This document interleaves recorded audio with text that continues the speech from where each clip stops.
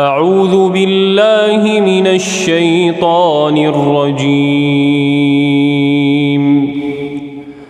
بسم الله الرحمن الرحيم. الحمد لله الذي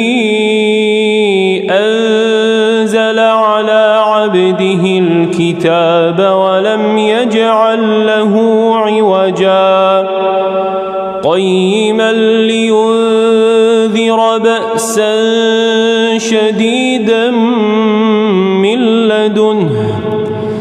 ويبشر المؤمنين الذين يعملون الصالحات أن لهم أجرا حسنا ماكثين فيه أبدا وينذر الذين قالوا اتخذ الله ولدا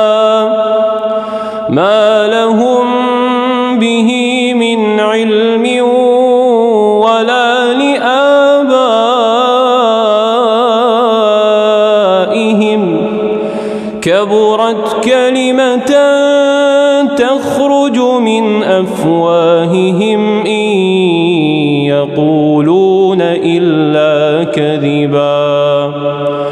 فلعلك باخع نفسك على آثارهم إن لم يؤمنوا بهذا الحديث أسفا إنا جعلنا ما على الأرض زينة لها لنبلوهم أيهم أحسن عملا وإنا لجاعلون ما عليها صعيدا جرزا أم حسبت أن أصحاب الكهف والرقيم كانوا من آياتنا عجبا إذ أوى الفتية إلى الكهف فقالوا ربنا آتنا من لدنك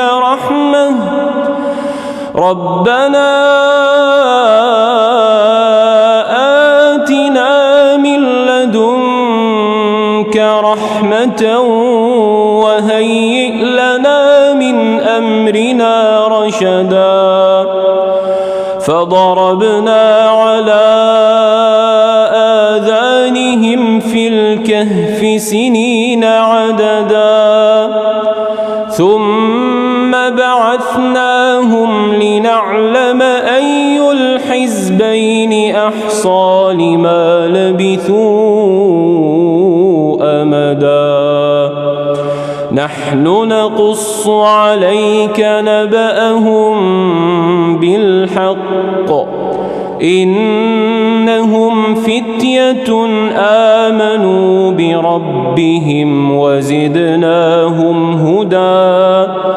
وربطنا على قلوبهم إذ قاموا فقالوا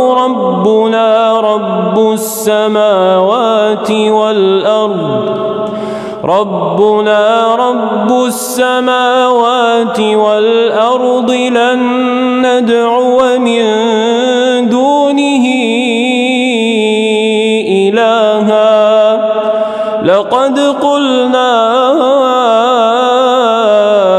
إذا شططا هؤلاء قوم اتخذوا من دونه آلهة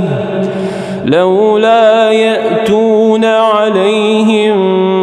بسلطان بين فمن أظلم ممن افترى على الله كذبا